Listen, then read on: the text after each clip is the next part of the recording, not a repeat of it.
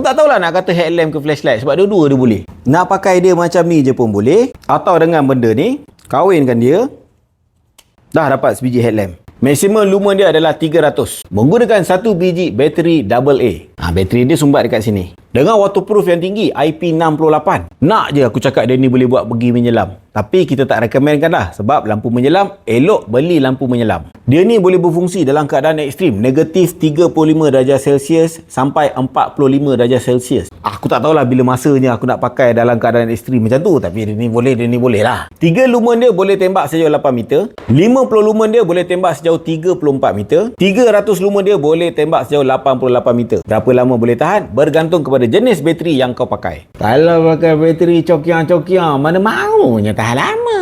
Dan dia ni mestinya digemari oleh abang-abang teknisian lah. Sebab kejap-kejap dia boleh jadi headlamp, buka, sangkut dekat baju, sangkut dekat beg, sangkutkan dekat seluar.